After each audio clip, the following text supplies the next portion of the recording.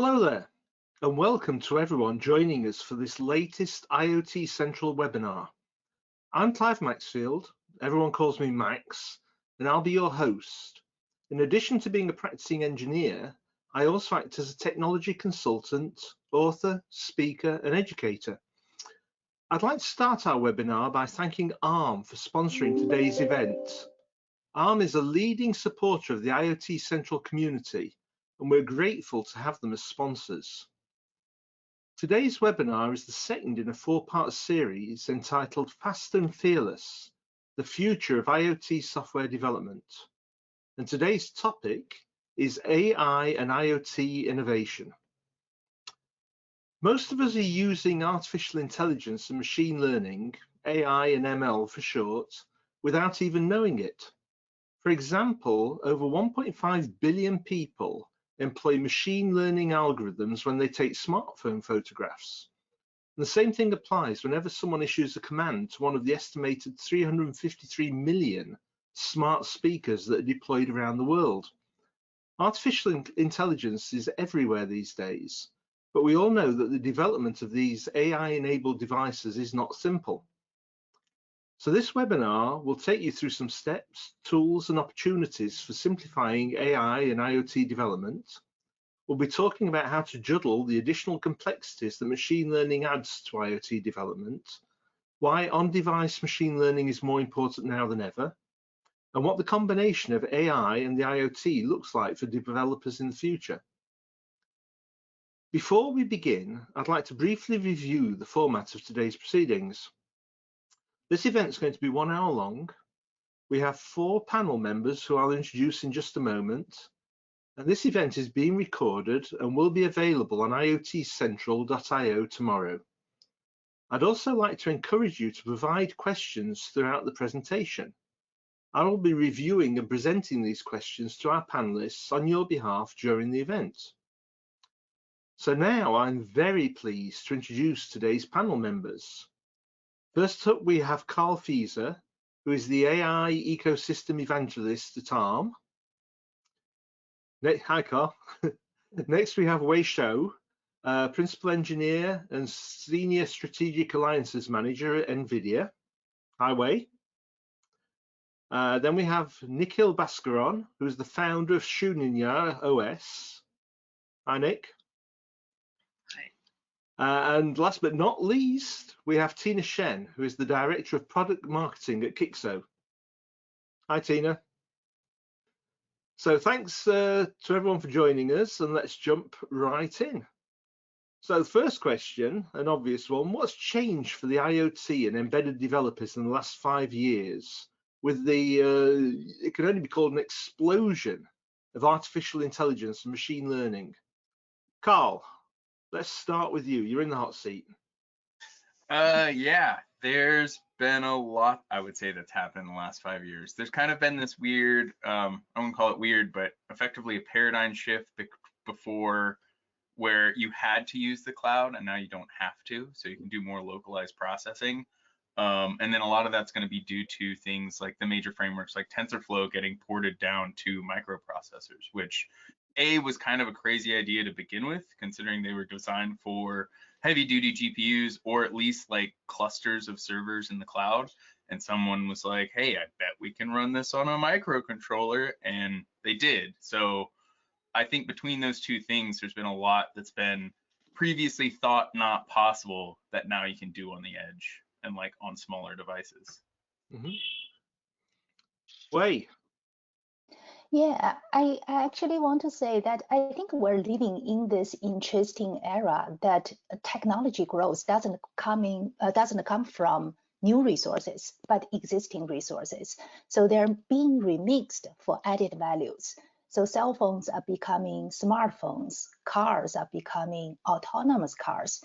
IoT and AI, the two primitive technologies also converged. I think because of this change, market expectation for IoT developers also shifted. Nobody wants a dummy device anymore. The market and the consumers are expecting intelligence to be added to the physical hardware.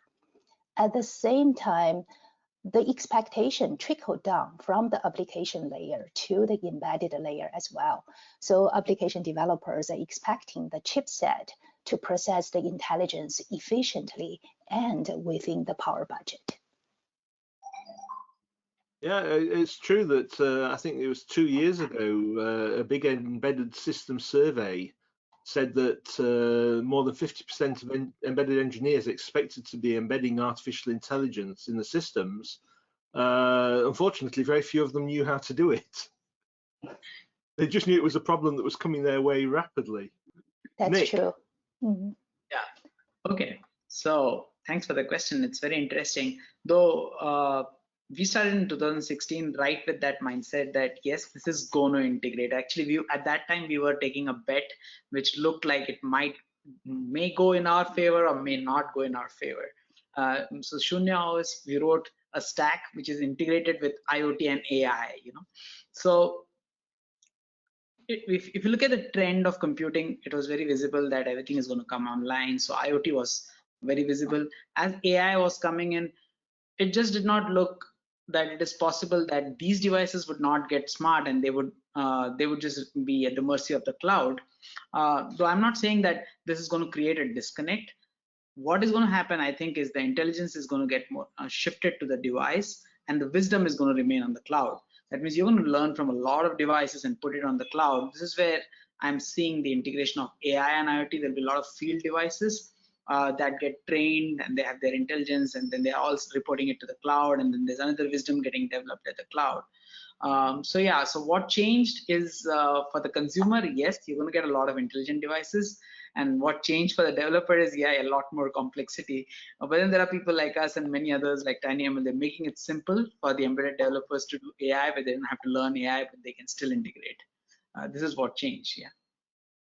I think that's a good point. That we're not saying everything goes to the edge. We're saying you move AI to the edge, and maybe the first line.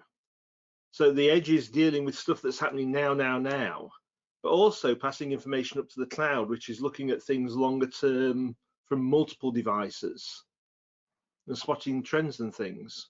Tina.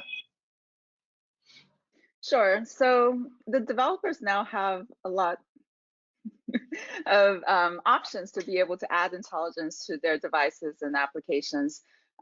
This often replaces the traditional rule-based or threshold-based algorithms that people were using before. However, like what Wei and Max were saying, the expectation is there, but the embedded engineers often are not equipped with the skill set necessary to develop a full-blown machine learning solution by themselves. And even in the past 5 years, tools haven't really been available for them until maybe just the recent 2 years or so. And even then, they're not exactly easy to use. So I think the potential is there, but right now it's still non-trivial for embedded developers to be able to add machine learning easily to their projects. But we see tools are coming out to enable them to do that. For example, from Nick's company and from Kixo, we have an AutoML that enables embedded developers to do just that. Yeah, I agree. I predate an awful lot of things. I remember when people didn't even want to write in C programming. They thought assembly was the way to go, and some of the hard and fast developers hated the thought of C. And when AI came along, you had to be a data scientist with degrees just to even conceive of doing your own AI application. And now, as you say, Tina, tools are coming online to help everybody to develop these things. I mean, I developed a little one on an Arduino compatible board, but not all by myself, resting on the shoulders of giants sort of thing, using tools that are already available.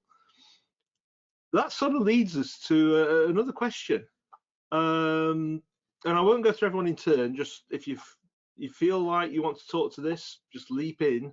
What are the biggest challenges at the moment facing developers who want to work with machine learning? I could start that one again, if that's all right. Sure. I would say a lot of the problems facing both IoT machine learning developers, so TinyML developers, are the same for big ML developers, in that data is always a problem and often neglected until the very last minute. ML ops and like that cloud to edge delivery pipeline, I don't think is still solved. Like everybody's working on it, because it's really important to make sure that you have that pipeline between the endpoint device that's sending data up and then the cloud where it's sending, or the developer who's sending the application as well as models now to the end. And also making sure that through that entire spectrum that your data is getting verified and making sure that you're not losing any kind of accuracy along the way. And then all the different kinds of devices that are out there. So before it was all like cloud, and now it was smartphones, and now it's also IoT. So this is like literally billions of devices that each have their own constraints and optimization strategies. So there is a lot of options, and like there's lots of different ways to fix it, and there's a few that are working better than others, but at the same time it's still hard. Yeah, I want to elaborate a little bit more on the market heterogeneity as well. I totally agree with Carl. That's one of the major challenges we see in the AIoT space. Hardware and software heterogeneity is a big challenge. There's a vast diversity in the type of hardware components. And now as we're adding machine learning algorithm on top of these IoT devices, we're adding an extra layer of complexity. So imagine you're developing a smart speaker. Which AIoT chip will you use? Is it ARM, Qualcomm, or Intel? Each of these hardware vendors also has their own operating systems, software SDKs, tool chains, or IDEs. So how could the developers get started? Yeah, the other thing I want to say, actually, I see a lot more challenges in the space, like a lack of standard device model, machine learning model security, and life cycle management, specifically for IoT devices, because IoT device normally has a longer life cycle of 7 to 10 years. So if you install a smart switch in our commercial building, chances are you will not replace it in the next 10 years. So I think developers really have to change their mindset to adjust their strategy to serve a longer life cycle. Yeah, I think, yeah, I'll carry forward the same complexes. I think to just put the larger trend in picture, whatever happened on the server side, technology just kept getting complex. They had to integrate so many different stacks, protocols, microservices. The heterogeneity is leading into the same level of complexity at the edge. So developers increasingly face this challenge of now, like Carl was already saying, and it's a very important problem, that how do I maintain sanity of my data? And different endpoints might be talking in different protocols. So I have to integrate all this at my edge level. Now there's no standardization. And that's a huge problem that people face, that if you have to talk to so many devices, so many different, so it's the same level of complexity that you did on the server that is going to come down to these devices. And in a way, that's what we predicted, that this is where the world will go. That will happen. Multi-core systems will also happen. So currently, this is the challenge, that there is no standardization. And you have to be compatible with so many different protocols, devices, everything, and that is a huge challenge that we're all facing today. Mm-hmm.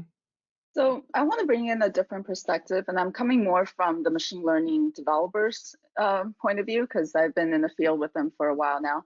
And the major challenge that we've been seeing is actually the scalability of machine learning models. So these machine learning models are often very specialized for one device or one environment and scenario that is very difficult to then reuse that onto a different device or a different environment. For example, if we're doing condition monitoring for elevators, even if it's the same exact elevator model, the elevator in building A is going to have different environmental variables, different acoustics, different user behavior than one that is in building B. So you develop one for building A, but you can't reuse that for building B. You have to recollect the data. Often the features that are important is going to be different. The parameters is going to be different. So you almost have to redo the entire work over. And we saw a lot of that working with smartphone manufacturers. Every time they come out with a new smartphone, even though everything's technically the same, it's actually different. So we have to rebuild that over and over again. And going back to the elevator example, maybe some sensor stream is going to be different. For example, in the spring and the fall, maybe the temperature sensor isn't as important.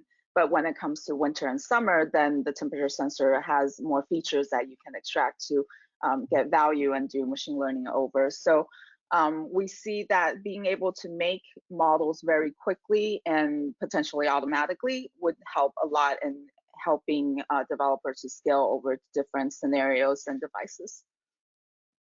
Yeah, I think in the past there was this this thought that somebody said earlier on, it all started in the cloud. Everyone was using humongous servers to do the training and then the inferencing and everything else.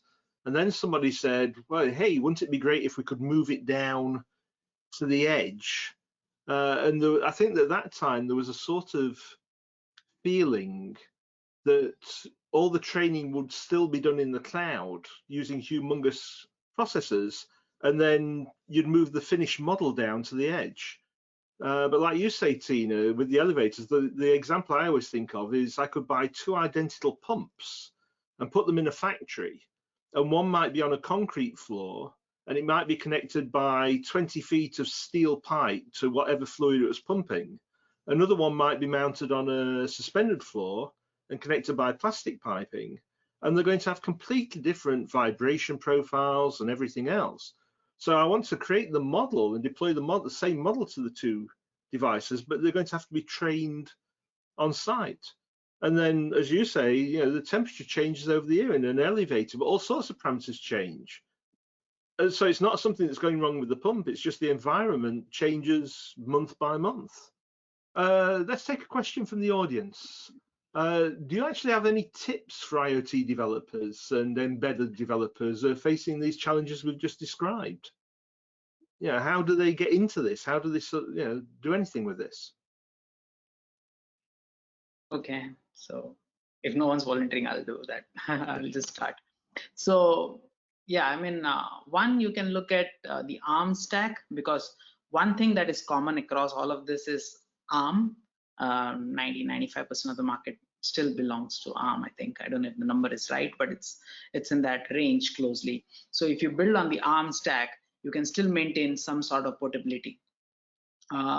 What that brings is, because if you're not using any chip specific SDK, then you're not fully locked into it. You still have some way to port. That is one way to look at it. And the other contrarian thing that we took up slightly is we took up Linux kernel as the standardization and then built on top of it, because then it's again still portable. And we wrote a whole abstraction layer. So this entire thing that you built on top can move easily into different things. But I think largely I would say look at ARM stack. It's very useful, and keep your any chipset specific code separate, so you know that someday I might have to even switch this for a different application use case. This is how I think you can handle it. At least one part of it. I'm not saying that it's the entire solution. Actually, we've got a question that's just come here relating to this. What are the recommendations for standardization, and where would you like to see standardization? Yeah, I can try to answer this. Probably this is not suggestions for developers, but some interesting trends we're observing in this industry space. I think one possible solution is nonprofit foundation. So industry trailblazers and startup companies could form foundations to establish best practices and influence standardization. A perfect example of this is the TinyML Foundation in the embedded space. The other possible solution, I would say, it's industry consolidation. So taking the proposed ARM-NVIDIA merger as an example, ARM dominates the mobile embedded CPU spaces, NVIDIA, on the other hand, its GPU were traditionally used in servers, workstations, and now the company is inching towards the embedded market. Actually, NVIDIA Jetson family of embedded devices is one of the best-selling products in the company. So industry consolidation like this will no doubt drive hardware and software homogeneity through their respective ecosystems. I can add a few things there. There's been a lot of attempts at like a standardized intermediate representation layer for models. It keeps trying. So there's like MLIR. Onyx was originally attempted to do that. But each time that's attempted, I think it gets better. If we can standardize some of the representations, then you can translate from the framework you're training into the hardware you're deploying in ideally better. And because if you recognize a middle layer, you can at least, everyone can build to the center. Compilers is another one. So there's a few compiler chains coming out like TVM or Glow that are aimed at kind of magically taking in either an intermediate representation or direct framework protobuf file and converting it to whatever specific hardware there is. So aiming towards common compilers is another one. When we think of how fast things are growing, there's a site out there called statista.com that gathers statistics and on everything. And they say there are expected to be 38 billion connected devices by 2025, so in 4 years' time, and 50 billion by 2030.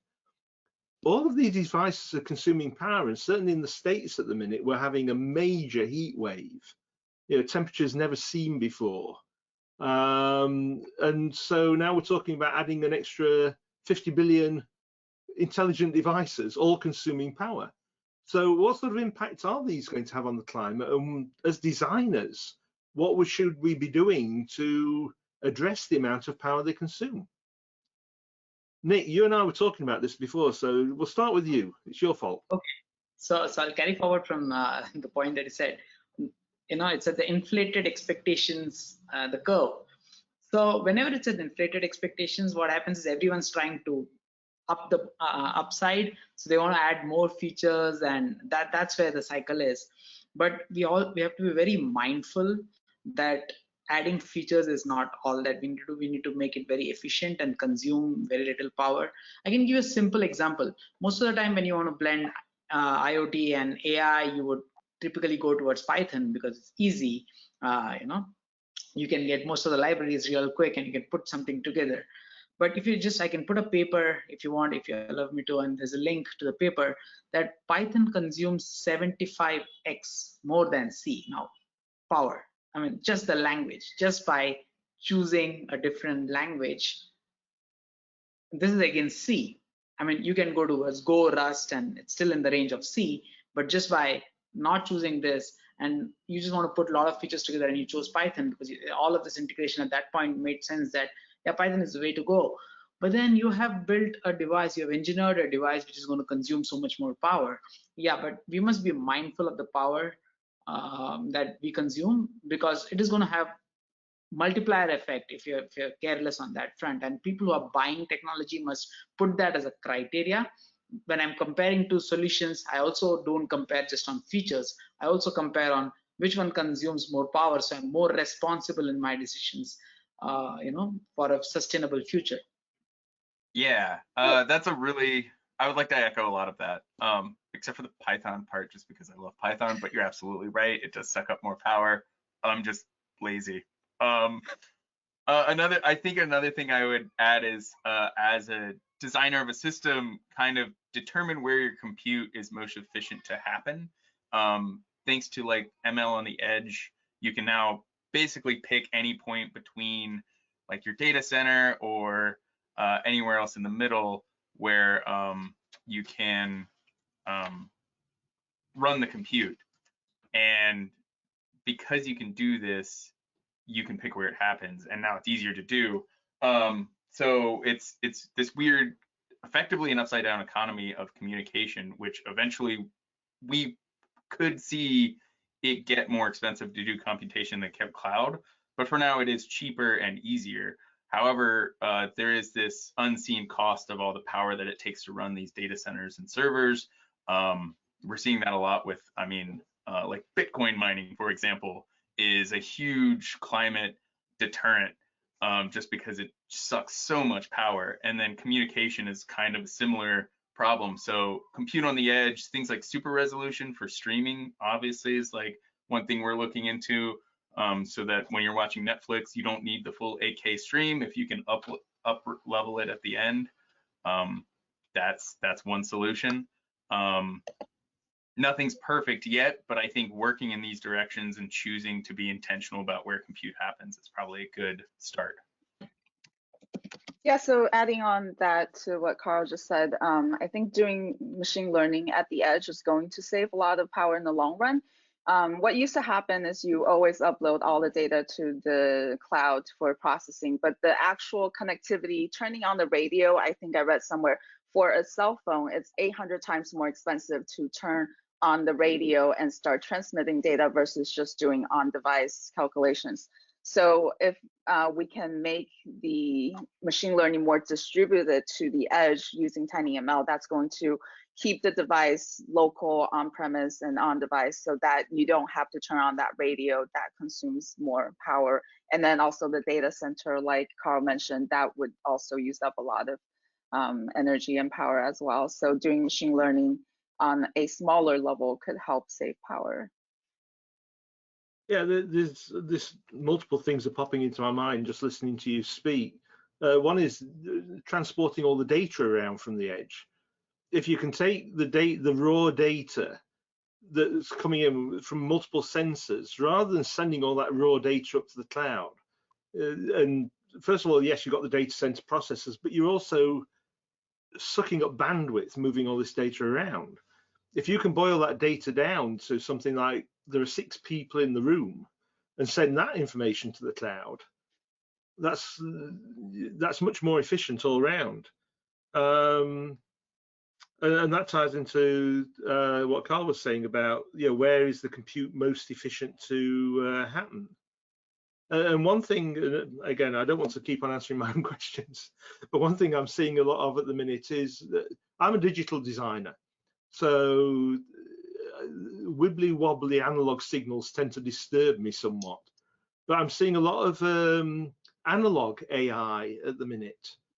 So when you're building a system, like the Amazon Echo, and I'm not going to give her real name because I don't want to wake her up, instead of having constantly digital processing, the amount of sound, generally speaking, around you, it's 80% background noise, and only 20% of the time is a human actually talking. But the Echo is constantly processing every sound to see if there's anything useful there. And so if you put a little analog front end on, where the analog AI is listening to all the sounds, we're talking about 25 microwatts of power, and it recognizes when a human starts speaking and wakes up the main digital processor. So there are techniques like that that are coming into play as well. Although, again, analog AI, scary. Yeah, I just want to say I love that you brought up analog AI. I was always a big fan of Rodney Brooks in high school, and that was one of the reasons I went into AI, but then I quickly learned that analog AI is hard and tricky, but it is very low power. So maybe we're about to have another resurgence, and Rodney Brooks was right all along. It's more than possible because you're not using the analog AI to recognize keywords or anything. You're just using it to say a human being is speaking. Better wake up the digital AI so it can find out what's going on. I know of someone who's already having a chip which can do the wake word detection. Also, it's an analog AI chip, and it can run on a battery for 5 years and do the detection. So it's already there. It's much closer than we think it is. Oh no, it's definitely there, and I've seen analog AI bolted into the CMOS sensor for vision, where directly on the cells of the sensor, analog AI is taking place to see if a human has entered the frame, and then waking up something downstream, which is pretty amazing. Got a question here. I'm a final year student. How can I proceed to develop an AI, an IoT platform? What technologies and what methodology, brackets UML, could I use for such a project? That's pretty open-ended question. But, you know, we ought to help students out. So how could someone who's a student create an IoT project? What would you suggest as a starting point? I can start. I would first of all focus and constrain. I had a recent chat with another one of our AI partners, and they developed localized speech on an M-class device, specifically because they constrained their focus and made sure that they had a specific problem to solve.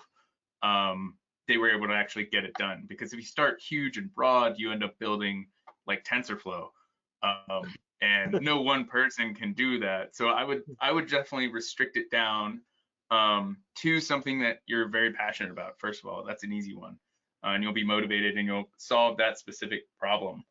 I think I had another tip here.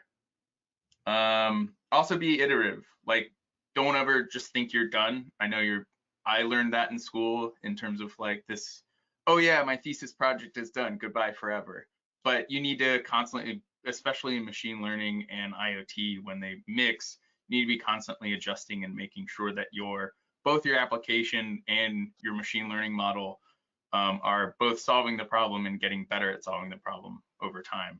So make sure you have this kind of continuous flow, continuous integration going. That is kind of a little bit more advanced, but I would definitely be looking at that from the beginning if you're looking at actually solving a problem. Well, I think your first point is the key one. I always have hobby projects going on in the background, because first of all, it's fun soldering and making things work, but also having a project to do is the best way to learn something. So when the question is, how can I proceed to develop an IoT platform? Which technology, which platform or whatever, that's the wrong question. The right question is, what do I want to do? Do I want to, count people coming in a room and transmit that to the cloud and be able to access that from a web interface somewhere? Write the specification out for what you want to do. Is there going to be Wi-Fi involved or Bluetooth? Is it going to send you an email or an SMS message? So create the spec for what you want to do. Once you the spec is the hardest part very often, because then you say, right, how do I achieve what I've set out to do? And some of the thing is, not also don't restrain yourself. I saw something recently that would never have struck me in 1,000 years. It was somebody who wanted to be able to go into a bar to play darts and to throw the darts, just like you see in the films, where the secret agent 007 throws the dart over his shoulder and it lands in the bullseye. That was the goal, to be able to just throw a dart, close your eyes and throw the dart, and it always goes in the bullseye.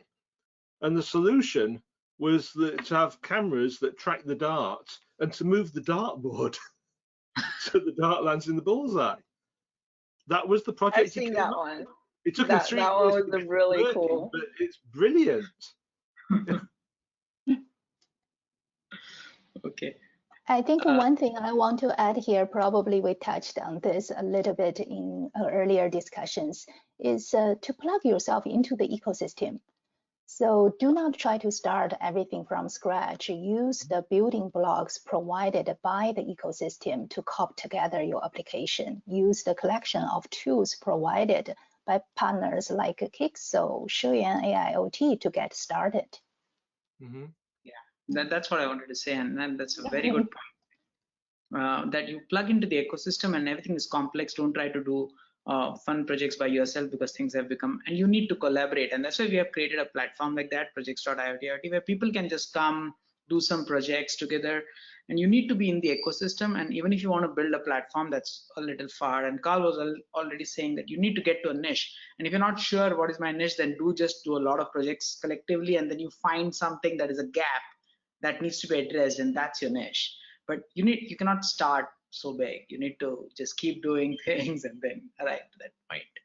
And yeah, find platforms to collaborate. Hackaday, Tindy, these are also good platforms where you get to do projects, pick from others' projects, build on it, build on top of it, add something more.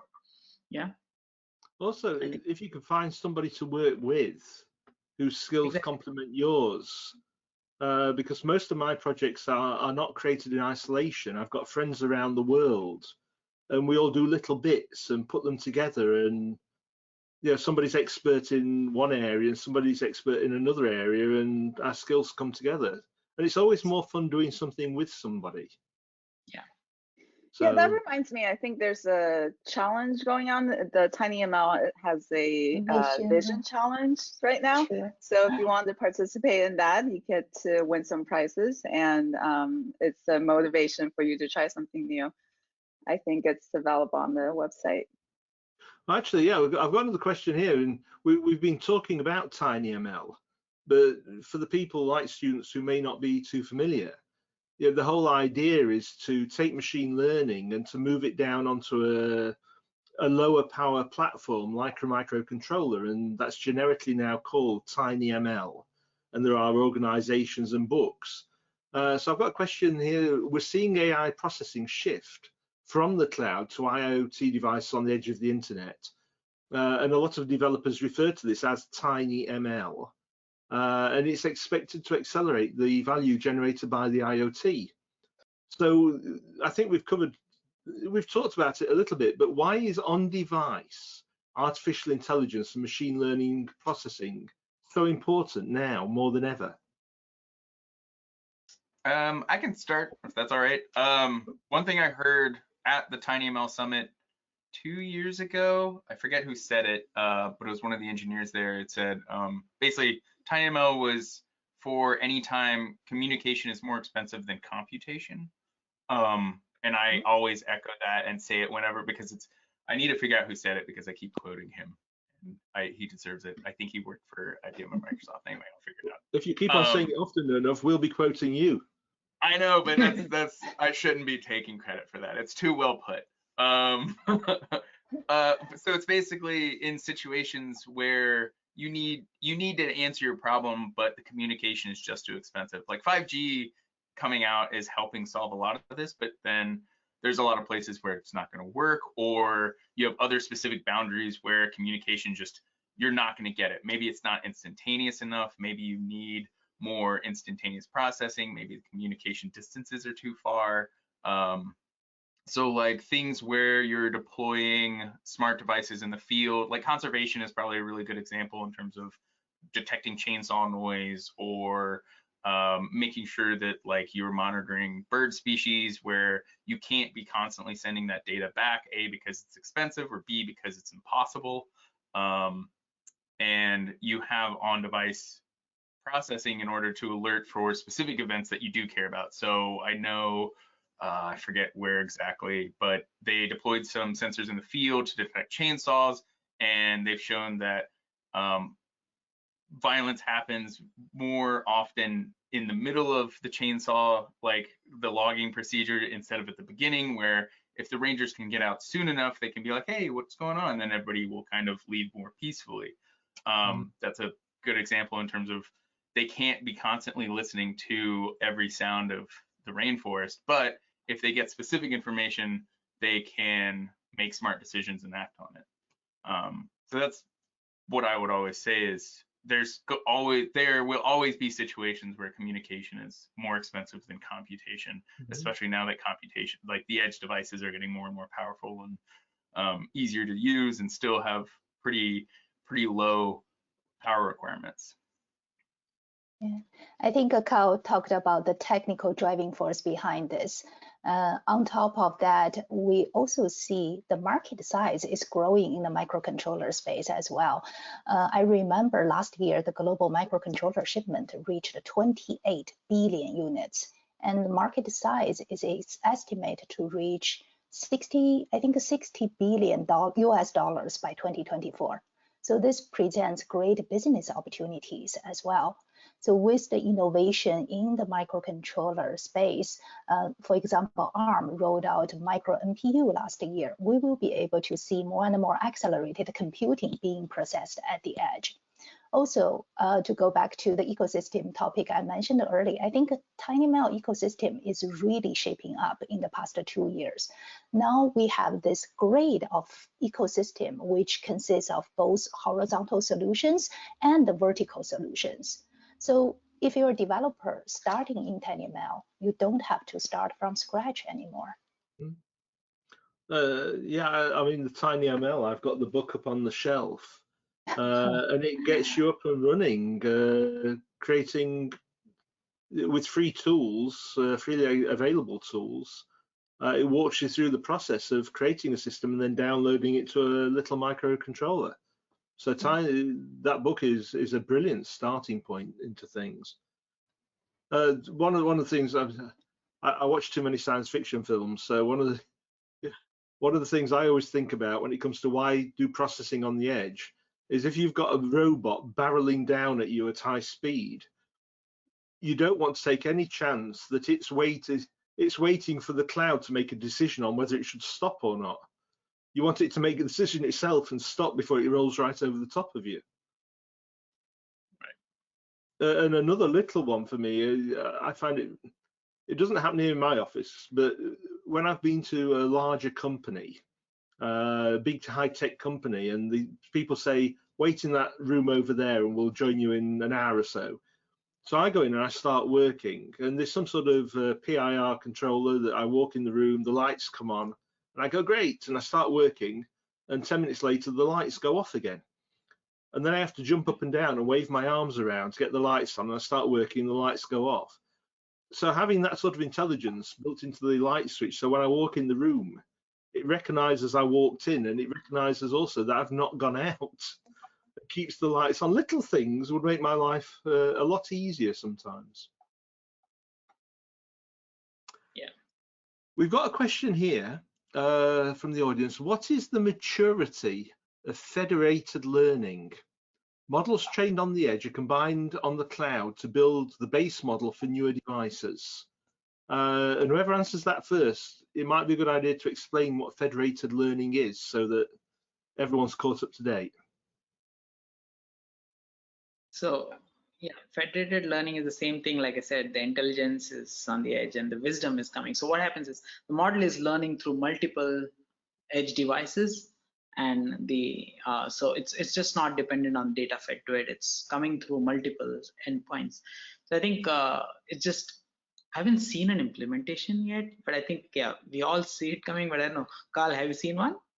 Yeah, so if you're Google, it's really advanced. I mean, I know they use this for Android deployments. I think they use it for a lot of times wake words. So that's a really good example in terms of you have all these different people speaking. And one thing it's been really terrible at in the past is recognizing anybody who's not, you know, a white American dude like me, because that's what the data set was. So federated learning helps kind of, you get now your, I think you have to opt into it too, so they're being more transparent with it. But basically, you're getting everybody's voices, and that's all going back into the cloud where it's getting retrained and then redeployed to all the endpoint devices. So if you're Google, it's pretty well off. Like they've got a really solid pipeline. I think I haven't seen it many other places, but it is kind of the way we should be thinking about edge devices, is that both in terms of each endpoint device has specific information that it can contribute to the model as a whole, but also since it is in its own specific environment, there should be some more considerations of machine learning on the edge. Like what everybody's been saying is that you can put in the same model in different devices, or same model, same hardware, different situations, and it's not going to perform well. So you need this kind of variability of your end models. The reason I think it's still not very deployed in the field is probably because of this cloud to edge flow, and making sure that you have enough scalability to kind of manage all of these different devices at once. That's probably, until we see that more common, and you're not Google, who has ultimate control over their whole Android system, we won't see it, but it'll probably be happening sooner, I think. So keep looking at it. I saw an example recently. We're all familiar with the Boston Dynamics and the Spot robot dog.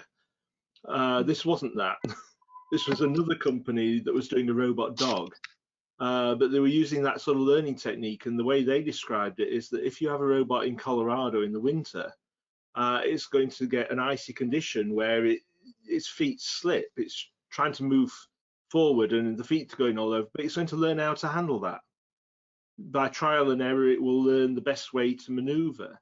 And that information will be fed to the cloud so that any other dog, like one in New York, that might not see that sort of weather, but then suddenly there's an ice storm, and it recognizes this, the environment's changed, and it downloads that the ability to be able to walk on ice.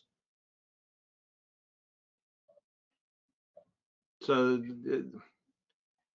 again, we're very early days now, and we're already talking about packs of robot dogs roaming the country, learning from each other's mistakes.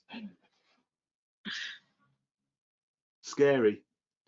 Another question from the audience: can we share some use cases where developers might need TinyML and might want to combine TinyML with connectivity?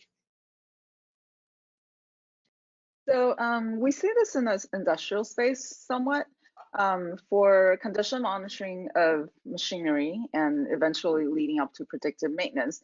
The normal data isn't very valuable because the machine you're assuming it's running at 99.9% of the time is going to be normal. So if you spend the resources to upload, stream the data to the cloud and store it, it's a waste of your resources mostly.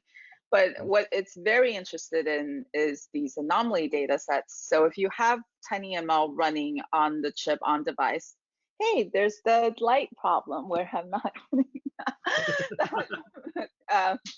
Clive was mentioning earlier. Anyway, so so you have these TinyML models that's running on the machine that's able to detect when an anomaly happens. And then it captures only the anomaly data and then sends that to the cloud for future analysis. So that's a use case where it's very efficient to be able to combine machine learning running at the edge and then only sending the interested data to the cloud when it needs it. So it's saving a lot of bandwidth and power in the long run. And then that data could be later used to do predictive maintenance, where with enough data you can estimate when your machine is going to come down in the future based on historical data that you've seen before. And I think this then comes back to the sharing the data, because if you make 1,000 pumps and those pumps are shipped to 1,000 factories around the world, one machine on its own may exhibit, you can't program for everything from the beginning, but one pump may have a certain failure mode. It could just be a bad bearing. That one pump out of all of them got that bad bearing, and it starts to deteriorate in a certain sort of way. So the first thing is that the TinyML says there's something wrong here. There's an anomaly, as you say, and there's a trend. It's getting worse, and eventually somebody will be called out and they'll take the machine to bits and they'll go, this is what was wrong. And you add that to the database in the cloud. And now when another machine starts going down halfway around the world and it exhibits the same behavior, that maintenance engineer is informed immediately, look at this bearing. We've seen this before. So sharing, we're heading to a world where data is king. I mean, we're already there in many ways, but there's going to be so much more data flying around. It's very scary in a way. I'm just getting more and more scared. An interesting question. So I'll read it verbatim. There are extreme edge accelerated chips and coprocessors being brought onto the market. I won't list all the parts. Are specialized chips the way of the future, or will processor extensions be standardized? For example, the new ARM Cortex M55 with something I can't pronounce, Ethos U55. Ethos U55. I can be the ARM advocate in that one. Yeah, was that So the end of the question? Specialized chips versus general chips with extensions. Yeah, I can take that. So there's those two are actually really good examples, the M55 and the U55. So one is a specialized chip aimed at accelerating neural networks. And it's designed with like TensorFlow in mind. So you build a TensorFlow model, and now you've got much better performance and lower power consumption than like something that's not optimized for model execution. So like if you, for example, if you run like a Cortex-A, like a beefier CPU, it could have, or a GPU, it could have a similar performance, but it's probably going to cost more power just because it's not optimized for it.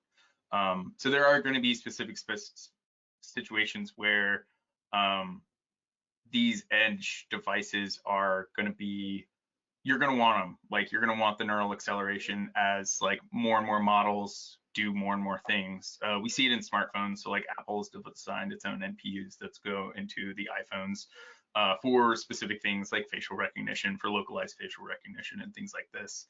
So it's always dependent on the use case, but if smartphones are an indicator, there's always going to be a use case. There's other cases where like the M55, where you don't need the NPU to be so powerful, but you do want a constant on like fairly good powered microcontroller running the day-to-day, where that's going to be in use. So there is going to be a broad spectrum between your use case and what hardware you configure for it. If we see anything, there's always like this trend to take in the edge, like say you have a new software technology like graphics or artificial intelligence, a lot of times that gets adopted into the CPU. So you will see that as well, but I think there's always a case for specialized processing for specific situations. Yeah, but then there's also the case, so I agree, yeah, there's going to be times when you need the specialized processor, but the vast majority, I would think, of embedded systems use a fairly small microcontroller to do absolutely everything. And so then you've already got 1.2 billion embedded developers in the world who know how to use microcontrollers. And so they want a way to take tiny ML models and put those onto their microcontrollers they've already got, and wrap that in with the program they're already running somehow. Yeah, it is also easier to design for the most common denominator. So assume microcontroller and edge device, probably not assume NPU unless you're running into specific scenarios where like I have to have an NPU, and then you're going to need it, I think. Right. Well, looking at the time, I think we've got time for one more question, and it's a doozy. So while I ask this question, our panel members have told me that you can feel free to contact them directly using the contact information on this slide. We've also put some resources there for the TinyML Foundation and the TinyML book. And those links are also going to be posted into the chat room so that you can copy them directly, because there's nothing worse than someone putting a slide up and you're having to write down the URL yourself. So the question is, what does the future look like for artificial intelligence, machine learning, and IoT development? That's a very broad question, I have to say. Yeah, I think traditionally machine learning enabled intelligence were hosted on servers or cloud. Now, like Carl and some and other panelists talked about, they're moving to the edge. So I believe we will see more and more IoT devices hosting these mini minds or even nano minds. And because IoT has an I in it, which is the internet part, so these mini minds and nano minds will work together and form an intelligent network. So if we think about the history of World Wide Web, Web 1.0 was all about flat data. Web 2.0 was about interactive data where users can interact with each other. For example, Facebook. And now I think we're entering into Web 3.0, where device and the device will be able to interact with each other with a certain amount of intelligence. So I believe this is an inexorable trend, and we will see accelerated momentum in the space. Yeah. And I think if it's for the developers, I think the future looks like obviously more and more integration is going to happen. AI will come, but the AI will also get simplified for people to just deploy. The embedded engineer will not have to learn the whole of AI. People will make interfaces where you can just put your data, it trains itself, make the model ready, that you just need to know your embedded side and you can just integrate it. That's where the future is. So as long as your embedded basics are good, don't feel the pressure that AI is so much, how do I learn? Because there are a lot of other guys who simplify it for you. Different models, different verticals. I think NVIDIA is doing a great job there. A lot of things are simplified, and ARM is doing stuff, and there are a lot of other companies who are doing this. So I think I want to leave with that message to the developers. Don't feel the pressure that yes, so much is coming, but then also so much simplification is happening because everyone understands that it's too much to do. So this needs to be simplified, and that's going to happen. So this is only this intermediate period where it's so overwhelming. It's going to get a little simple beyond that point. At least to develop products, certain things would be stabilized and you'll get it, that you just have to integrate together. Yeah, I agree. I think definitely the better tools are going to come out in the future.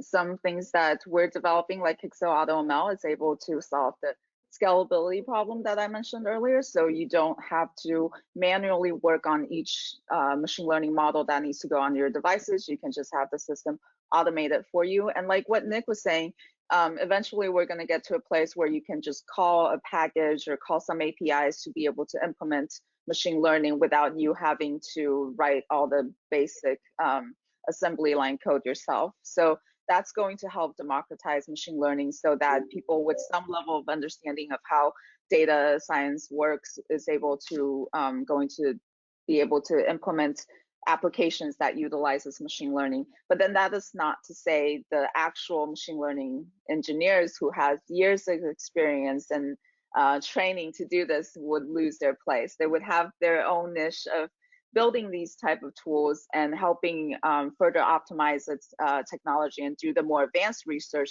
so that it enables the rest of us who aren't specialists. Yeah, no, I agree. Carl, the last word?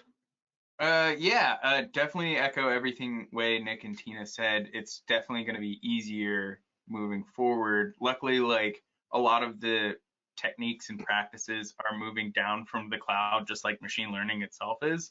So it'll be an accelerated rate in terms of these cloud first kind of mentalities. I would say more machine learning systems that manage your models for you. So you don't even have to know when one is failing. It'll automatically detect when, oh, you've got model drift on this device. We're going to retrain it for you. Now it's better. So things like that, this whole scalability and many different kinds of device with many different models being into an integrated whole that is more autonomous itself. So machine learning, making machine learning models. So this brings today's webinar for a close. I'd like to thank everyone for attending, for your thoughtful questions, and special thanks again to ARM for their sponsorship, as well as to our panel members, Carl, Wei, Nick, and Tina, for their insights. Once again, Clive Maxfield, I'm very pleased to have been your host for today's event. I look forward to seeing you all again on the next IoT Central webinar. And until then, from all of us here at IoT Central, we hope you have a wonderful rest of your day.